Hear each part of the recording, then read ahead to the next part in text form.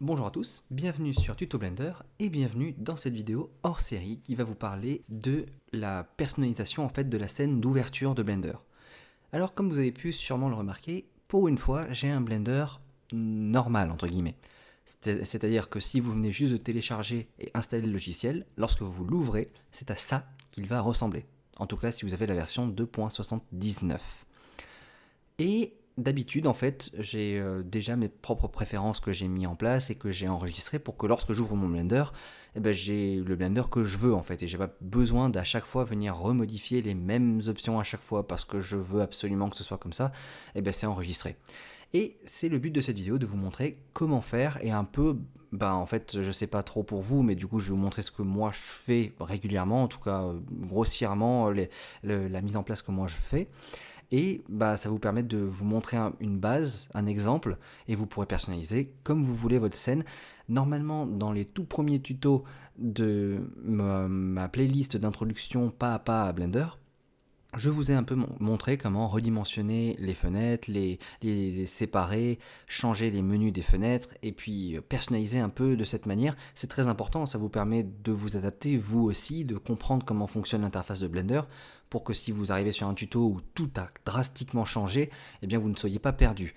Moi, en règle générale, il y a 2-3 petites options que j'ai ajoutées, mais j'essaie de garder une interface plutôt similaire à celle de base pour que vous ne soyez pas non plus complètement paumé. Et j'ai changé le thème. Alors ouais, voilà, ça c'est pas non plus trop dur à s'y faire, je pense. Mais donc, on va y aller. Il y a deux points principaux, il y a deux endroits principaux qui vont changer. D'une part, il y a les préférences utilisateurs. Donc régulièrement, lorsque je vous parle d'un add-on ou lorsque je vous parle de, je sais pas, d'un changement, je vais dans File et je vais cliquer sur User Preferences et j'ai cette fenêtre qui à chaque fois mange parce que j'ai une zone d'enregistrement qui est un peu plus petite. Mais je viens souvent là-dessus, je vous fais ajouter un add-on là-dedans, je vous fais modifier quelque chose dans les onglets qui sont au-dessus, et puis je vous dis bien sûr, n'oubliez pas de Save User Settings en bas à gauche ici, parce que c'est ça qui permet de faire en sorte qu'à chaque fois que vous réouvrez Blender, eh bien les modifications que vous avez apportées dans cette fenêtre sont prises en compte, soient prises en compte. Donc, moi, en général, lorsque je fais mon propre Blender, j'ouvre cette fenêtre. Alors, on va essayer de faire chacun des onglets. J'ai quasiment rien dans tous ces trucs, mais je vais quand même y aller. Dans Interface qui est ici, le seul petit truc que j'aurais à changer, c'est à la limite ici. Alors actuellement, je sais pas, je veux bien peut-être faire du Python ou pas, mais si jamais ça vous dérange à chaque fois que vous me passez votre souris sur un bouton, vous voyez une chatbox qui s'ouvre, et alors vous allez avoir les tooltips, c'est l'info pratique qui vous permet d'expliquer ce que fait ce bouton. Alors, changes the thickness of lines and points in the interface. Bon, ça vous montre que clairement ça change, enfin ça explique ce que fait ce bouton. Et en dessous, vous allez avoir Automatic Line Width Based on UI Scale, et après Python, User Preference, et toute une ligne de Python. Et ça c'est le Python Tooltips. Donc si vous faites du Python et que à un moment vous savez plus sur ce bouton comment y accéder en Python, eh bien dans le Python et la ligne qui sera derrière vous montre où est accessible cette option-là, ce checkbox-là, ou n'importe quelle option. Donc c'est très utile si vous codez, mais sinon ça prend un peu de la place sur l'interface utilisateur, donc à vous de voir si vous voulez le cocher ou pas ici. Après, il y a d'autres trucs. Là, suivant si vous venez d'un autre logiciel ou comment vous fonctionnez dans votre tête, ça peut aussi être utile de vous dire que Zoom to Mouse Position, ça veut dire que lorsque je vais zoomer avec la molette, je ne vais pas zoomer au centre de ma scène, mais je vais zoomer au centre de ma souris, de où se trouve le curseur de ma souris, le pointeur. Rotate Around Selection, là je vais pouvoir, quand je fais une rotation, enfin quand j'orbite dans ma scène, je vais pouvoir orbiter autour de la sélection que j'ai, et pas autour du centre du monde. Donc ça aussi, ça peut être pratique. Et Auto Death, je pense, alors je vais regarder le tooltip. Voilà, Autodesk, ça veut dire que lorsque vous zoomez, des fois, vous avez l'impression que vous zoomez, mais plus vous zoomez, plus ça ralentit et vous avez plus de marge en fait de progression. Ça peut permettre d'améliorer en fait le déplacement qui est là-dedans, mais c'est un peu bizarre et honnêtement, enfin pour ces trois boutons, ils peuvent être très pratiques, mais je me suis fait à la manière de base de Blender, donc en fait je les garde éteints. Et donc je manipule comme ça, mais si jamais, essayez-les en fait, essayez chacun d'eux individuellement ou ensemble, et peut-être que ça va améliorer votre navigation dans l'espace 3D. Tout ce qu'il y a autour, il n'y a pas vraiment, enfin moi je vois rien vraiment que je change en fonction. Si vous utilisez les Pie Menus, eh bien ici ça va vous permettre de modifier en fait les paramètres d'affichage, de rapidité d'affichage et de prise en compte lorsque vous déplacez votre souris, mais j'en ai parlé dans ma vidéo sur les Pie Menus. C'est un vieux tutoriel, mais il est encore d'actualité. Donc allez le voir si vous voulez. Et on va passer sur Editing, dans lequel il n'y a rien que je modifie de bas. Si jamais, en général, j'augmente un peu le nombre de steps ici qui sont sur les Global Undo. Sur l'Undo, c'est le CTRL-Z en gros. Donc plus vous augmentez cette valeur-là, et plus vous aurez droit à un nombre grand ou petit de CTRL-Z. Il n'y en a que 32 par défaut. En général, je monte ça à, je sais pas, bien 200. Parce que je sais pas, c'est un reliquat des premières fois que je faisais du Blender et lorsque je faisais des bêtises, et bien j'en avais pour plein de CTRL Z et souvent j'arrivais à la limite des 32, donc j'augmentais souvent cette valeur à au moins 200 pour être tranquille. Et puis moi de base je fais à peu près, c'est tout ce que je fais ici. Input, je ne touche à rien. Vous, à la limite, si jamais ça dérange certains, vous pouvez changer le clic de sélection de votre souris. Donc vous pouvez dire qu'au lieu de sélectionner avec le bouton droit de la souris, vous pouvez sélectionner avec le bouton gauche. Et si vous n'avez pas de molette sur votre souris, vous pouvez Emulate 3 Button Mouse qui est ici et jouer avec le bouton Alt pour simuler en fait un troisième bouton, enfin le bouton de la molette de la souris. Voilà. Ensuite, dans les add-ons, alors là c'est super long la liste, je ne vais pas passer par tous les add-ons que je fais et vous montrer tout ce que je fais, mais en gros, vous avez sûrement votre liste d'add-ons. Si jamais vous utilisez régulièrement Blender et que vous savez qu'il y a des add-ons que vous utilisez, faites-vous une liste à côté, hein, ouvrez Word ou PowerPoint, LibreOffice, j'en sais rien, pas PowerPoint, LibreOffice ou Word ou un truc dans le genre, et un éditeur de texte, et puis notez-vous les add-ons que vous utilisez. Là j'ai tous ceux par défaut en fait, parce que ce que j'ai fait c'est que j'ai ouvert les préférences par défaut de Blender sans que j'ai rien touché dessus, donc voilà. Et vous pouvez sélectionner les add-ons que vous voulez là-dedans, ou vous en installez d'autres, etc. Dans les thèmes, moi j'utilise souvent un preset qui a déjà été fait, parce que alors on peut modifier à la main, venir toucher à la main. Il y a tous les différents, en fait là il y a plein de panneaux. Donc là j'étais que sur l'interface utilisateur, et vous avez tout ça comme option à gérer, à régler, comme couleur, comme valeur par défaut sur les sliders, tout ça. Ça, toute cette page, c'est que pour l'user interface. Après, vous avez textile, vous avez encore une page, vous avez bone color, machin, truc. Vous avez toutes ces couleurs-là, toutes ces pages, en fait, ici, à venir modifier si vous voulez faire votre propre thème dans Blender, avec les couleurs qui vous correspondent et tout. Prévoyez un week-end là-dessus, et puis vous aurez votre thème personnalisé à vous, super cool. Moi, je préfère ne pas perdre le temps de faire ça, et puis utiliser un preset qui a déjà été fait. Vous pouvez même en télécharger. Je pense qu'il existe des sites qui propose des thèmes payants ou même gratuits, ou essayer ceux qui sont déjà ici par défaut. Moi j'aime bien Elzion qui est ici, donc je sélectionne ça et voilà, on retrouve un Blender qui ressemble beaucoup plus au tuto que j'ai en général lorsque je fais mes tutos. Et donc voilà, là vous avez sur le thème que j'ai. Et c'est tout ce que je fais dans cet onglet thème. Et puis ensuite, je vais en File. Là, je ne touche à rien. Et finalement, dans Système, j'ai 2-3 trucs que j'aime bien faire par ici. Déjà, je me mets en CUDA pour que ça prenne en compte ma carte graphique. Et puis, j'aime bien cliquer sur Region Overlap qui est là. Et donc, de suite, si je décoche ou que je coche, vous voyez qu'il y a un changement qui se fait ici. Ça rend les régions, en fait, là, quand j'appuie sur T, que je suis dans la fenêtre principale et que j'appuie sur T, en fait ça ouvre et ça ferme cette région, et cette région ça la rend transparente pour qu'on puisse voir derrière. Là vous voyez ma caméra en transparence dans cette région. Si je repasse sur ce User Preferences, si je décoche celui-là, voilà, ça redécale ma fenêtre 3D pour qu'elle soit bien visible là-dedans, et je peux plus voir à travers ma région. Voilà. Donc moi j'aime bien avoir cette Region Overlap de cocher pour que ce soit plus grand. Et c'est tout, j'en ai fini avec les préférences utilisateurs qui sont ici. N'oubliez pas de cliquer sur Save User Settings pour que ce soit tout le temps les mêmes qui s'appliquent à chaque redémarrage de Blender. Sinon, ils seront utilisés seulement dans cette session. Et dès que vous fermerez Blender et que vous le réouvrirez, eh bien, vous aurez tout perdu, il faudra tout refaire. Donc voilà. Je ferme ceci. Et maintenant, il y a une autre manière de sauvegarder en fait des préférences. C'est les préférences de votre interface qui est ici. Donc je sais bien qu'on a touché à des préférences d'interface dans ce User Preferences qui était là, le panneau qu'on vient de fermer, comme par exemple le Region Overlap, mais il y a d'autres trucs, genre tout l'affichage que vous avez tel que maintenant, vous pouvez venir dans File et faire Save Startup File. Startup, c'est le start, enfin lorsqu'on ouvre notre fichier. Et donc notre fichier d'ouverture, enfin notre scène d'ouverture, on peut l'enregistrer. Donc là, si je clique sur ce bouton, ça va enregistrer ma scène d'ouverture telle qu'elle se trouve maintenant. Et avec plein de paramètres, c'est pas juste ce que vous voyez en fait. C'est même en arrière-plan, il y a plein de choses qui vont être enregistrées telles quelles. Et c'est ça qu'on va utiliser dans un deuxième temps. Mais avant ça, on va modifier un peu l'interface pour avoir ce qu'on veut. Et ensuite, on cliquera là-dessus et on aura exactement ça. Et moi, ce que j'ai fait, c'était celui d'en dessous. Pour faire cette vidéo, j'ai cliqué sur Load Factory Settings. Ça n'a écrasé rien de mes préférences. Si je ferais un New et que je rechargerais ma fenêtre de base, j'aurais mes préférences de base. Mais ici, en Loadant Factory Settings, j'ai pu récupérer le Blender par défaut que j'ai lorsque je viens juste d'installer Blender et de l'ouvrir. Donc avant de cliquer sur Save Startup File, pour vous allez pouvoir modifier 2-3 trucs. Donc déjà, par exemple, peut-être qu'ici, vous allez avoir cette région qui est trop écrasée, et donc vous aimeriez l'étirer un peu par ici. Ça, c'est ce que je fais de base. Là, j'ai peut-être fait un peu trop, mais bon, ça vous montre.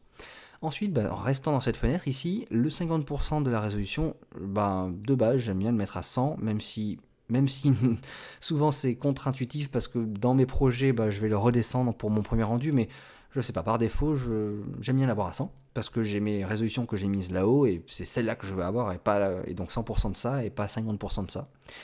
Ensuite, anti-aliasing, ça me dit de suite qu'en fait je suis dans Blender Render. L'anti-aliasing, c'est le crénelage qu'il y a sur vos objets lorsque vous faites un rendu sur des lignes obliques qui ne sont pas verticales ou horizontales. Et donc, bref, en tout cas, moi j'aimerais placer pas de Blender Render, mais Blender Cycles Render, parce que c'est celui-là que j'utilise tout le temps. Donc je me mets en Cycles, et ça ce sera aussi enregistré, cette préférence de moteur de rendu sera enregistrée lorsque je ferai l'enregistrement de ma scène. Et donc là, j'ai d'autres paramètres qui sont relatifs plutôt à Cycles, qui sont là-dedans. Donc pour l'output, j'aime bien rester en PNG, RGB, 8, avec une compression en 15, je reste ça comme ça. Ensuite, le sampling qui est en dessous, je trouve que le preview à 32 est un peu faible. Donc en général, je monte ça à 50, 100 peut-être. Et donc ici, un peu plus grand, on va mettre 150. On peut, non pas 15, 150 peut-être, ouais, ou 200 peut-être, mais voilà, on reste par là, 250, c'est déjà très bien. Ensuite, si on descend par là, Geometry, il n'y a rien. Light Paths, c'est bien par défaut. En fait, ça, on va le modifier en fonction de vos scènes, parce que si vous êtes sur une scène d'intérieur, d'extérieur, avec de la transparence, pas de transparence, enfin, c'est vraiment relatif à la scène que vous voulez rendre. Donc vous allez tweaker, vous allez modifier ça pour optimiser vos rendus en fonction du rendu que vous êtes en train de faire. Motion blur, ça aussi. Alors dans Film, j'aime bien avoir transparent de cocher. Ça, c'est une option qui permet de faire en sorte que lorsque vous faites un rendu, si je fais F12 ici, j'ai de la transparence derrière mon cube. Alors que, donc je vais faire échappe, alors que si je décoche ce transparent-là, lorsque je fais mon F12 et que je fais mon rendu, je vais avoir un fond derrière mon cube qui va apparaître. Voilà, c'est tout. Donc, j'aime bien avoir ce transparent de cocher. Performance, ça c'en est un grand aussi. Si vous avez des processeurs avec plusieurs cœurs et même des faux cœurs, voilà, des threads, dessus, et donc que vous voulez utiliser tous vos processeurs, tous vos threads, vous pouvez laisser sur auto-detect. Sinon, vous pouvez dire fixe, c'est-à-dire que en fait, lorsque je fais des rendus, en général, c'est pas que la nuit, ça peut aussi être le jour pendant que je bosse ou pendant que je fais d'autres trucs, et j'aimerais en laisser laisser un peu de calcul à mon ordinateur. Et donc, au lieu de 16, j'aimerais bien être à 12, et comme ça, je laisse quelques processeurs tourner quand même. Moi, j'aime bien laisser sur auto-detect. Et puis vous allez modifier en fonction de ça. Donc si je suis sur mon CPU, donc j'aimerais descendre ça à 32, les deux ici. Ça c'est la taille des buckets, la taille des petits carrés lorsque je fais F12. En fait, chacun de ces petits carrés, voilà, on voit qu'ils sont beaucoup plus petits que tout à l'heure, parce que maintenant ils font 32 pixels sur 32 pixels. Et c'est plus optimal de les laisser en petits comme ça, sur 32 par 32. Il me semble que c'est 32. Je suis en train d'avoir un doute. Est-ce que c'est pas 16 ou 17 ? Non, c'est 32. C'est 32. Et en fait, ça, c'est si je veux calculer par processeur. Mais si jamais je remonte ici et que je vais dans le device, je peux dire que j'aimerais avoir un rendu par carte graphique. Ça, encore une fois, c'est à vous de voir ce que vous voulez. La carte graphique est très bien. Elle va aller beaucoup plus vite que votre processeur, en règle générale. Pour peu que vous ayez une assez bonne carte graphique, ça va aller beaucoup plus vite, mais vous allez suivant si vous avez une très lourde scène, ce qui m'arrive régulièrement, mais si vous avez une très lourde scène, vous pouvez facilement tomber à court de mémoire, de RAM en fait, et dans ce cas-là, le CPU est à privilégier parce qu'il peut utiliser la RAM de votre PC, et vous allez très rarement tomber à court de RAM de PC, et dans ce cas-là, vous allez quasiment jamais avoir d'erreur. De genre, la RAM a été saturée, et tant pis pour le rendu quoi. Donc GPU ça va beaucoup plus vite, mais non en fait avec des scènes plutôt... En fait non, mettez-vous en GPU, c'est plutôt bien tout le temps, c'est rarement qu'on arrive à la limite de la RAM de votre carte graphique, pour peu que vous ayez une bonne carte graphique, je répète encore, j'ai pas envie de mettre à dos tout le monde. Voilà, donc GPU Compute, et dans ce cas-là, si vous vous mettez en rendu GPU, là vous allez vouloir à l'inverse augmenter votre taille de bucket, je sais pas comment on appelle ça en français, les petits carrés là qui rendent. Dans ce cas-là, vous allez plutôt monter vers du 156, je pense que c'est ça la valeur générale recommandée. Sinon, vous avez un add-on que vous pouvez installer qui est Auto Tile Size Tile Detect ou comme ça, et ça va automatiquement détecter en fonction de votre carte graphique, en fonction de votre processeur, de votre rendu, tout ça, la taille qu'il faut pour que ce soit le plus optimal ici, donc la taille de vos buckets. Voilà, donc ça c'est ce que je fais ici. Après post-processing et bake, je touche pas. Par défaut, alors je fais ça un peu de manière décousue, mais bon, dans la vue 3D, alors il faut prendre en compte que même votre enfin c'est pas vraiment une caméra, mais la vue que vous êtes en train d'avoir, donc si je suis super loin et que c'est tout petit, ça va être pris en compte lorsque vous allez faire votre file et save startup file. Donc orbitez de la manière que vous voulez dans votre scène pour que vous ayez ce que vous voulez de base. Si vous voulez commencer tout le temps en vue de top, mettez-vous en vue de top avec 5 orthographiques, voilà. Vous allez être tout le temps comme ça lorsque vous commencerez Blender. Peut-être que c'est ce que vous voulez. Moi j'aime bien, vous le voyez souvent, mais j'aime bien avoir mes widgets avec non seulement les flèches, mais aussi le redimensionnement comme ça. C'est une petite préférence perso que j'aime bien, donc je laisse ça. Il y en a beaucoup aussi qui n'aiment pas avoir le cube de départ, donc en fait qui le suppriment. Vous pouvez aussi supprimer votre cube de départ, ou votre lampe, ou même votre caméra. Enfin, avoir une scène vierge, c'est à vous de voir. C'est que des préférences, donc je vous dis un peu ce qui me passe par la tête, mais voilà, c'est tous les genres de choses que vous pouvez modifier lorsque vous commencez votre scène. On est dans la version 2.79, et dans une récente vidéo, la dernière que j'ai sortie normalement, je vous ai parlé des nouvelles fonctionnalités, dont le denoiser qui est là. Donc le denoising, si vous voulez, vous pouvez le cocher et dire que par défaut, lorsque vous aurez Blender, lorsque vous ouvrez Blender, il sera allumé et vous n'aurez pas à penser à le cocher lorsque vous lancerez votre rendu. Ça c'est une bonne chose à faire. Pareil, si je vais dans les propriétés de la scène qui sont ici, je peux descendre sur le color management qui est là, et donc par défaut on a le view qui est par défaut, qui est sur default, mais je vous en ai parlé dans la dernière vidéo sur les nouvelles fonctionnalités de 2.79. On a maintenant le Filmic Color Management qui est inclus dans Blender, et donc si vous le sélectionnez, vous pourrez directement avoir vos rendus en filmic avec le look ici qui normalement se met en pas low contrast, mais base contrast qui est la base en fait, qui vous donnera le meilleur couple, par défaut pour la majorité des scènes. Voilà. Ensuite, c'est tout ce que je touche là-dedans à peu près, de mémoire. Dans le world, vous pouvez dire que vous utilisez les nodes, vous pouvez changer la couleur de fond que vous avez. Alors si vous n'avez pas cliqué sur transparente dans film, je vais peut-être un peu vite, là je suis retourné dans le panneau de scène ici, et de rendu, et sous film, j'ai cliqué sur transparent. Et donc si j'ai pas ce truc de transparent de cocher, et que vous voyez votre background, dans le menu world qui est là, vous pouvez changer la couleur du fond et mettre quelque chose qui vous plaît. Si vous voulez un rouge pétard, allez-y pour le rouge pétard. Sinon, moi je sais que de base en général je vais sur le petit point qui est à côté ici, je clique sur Environment Texture et j'éclaire avec une image environnementale en 360 autour, et ensuite ça me donne une base d'éclairage. Après si je veux rajouter des lampes pour accentuer la lumière, remplir les ombres, tout ça, je fais ça manuellement après. Mais donc voilà, j'ai déjà une texture environnementale que je mets par défaut ici. Si je fais un CTRL-Z, je reviens sur ça, c'est très bien. Dans Object, c'est relatif aux objets en particulier. En fait, il n'y a plus rien vraiment à voir. Les contraintes, les modificateurs, les données de l'objet, les matériaux.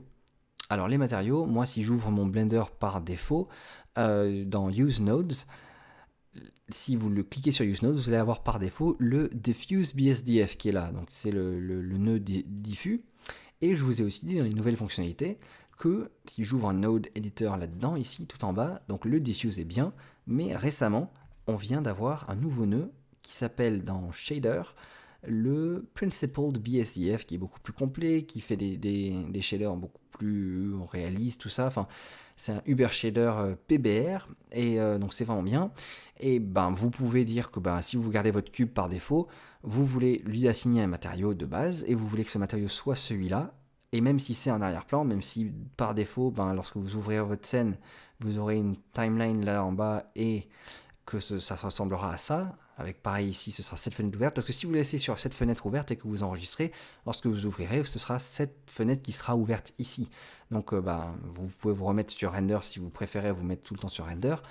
Mais par contre, le shader qui est sur ce cube sera gardé. Donc il y aura un Principled BSDF qui sera chargé ici à votre entrée. Voilà, et puis pareil, vous pouvez changer l'interface. Donc j'ai dit que j'avais agrandi cette fenêtre, mais si je veux fermer l'outliner qui est en haut, je peux le faire. Si je veux splitter cet écran en deux et avoir ici un UV Image Editor sans mon rendu, je peux le faire. Je peux faire plein de choses en fait, et toutes les modifications même que vous pourrez imaginer, se feront.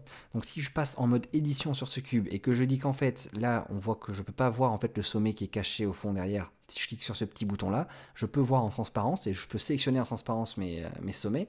Donc si je clique sur ça, je ne peux plus sélectionner le sommet qui est... Enfin, là, il est sélectionné déjà, mais je ne peux pas sélectionner le sommet qui est derrière ici. Il faut que j'orbite et que je tourne ici pour le sélectionner. Si je veux...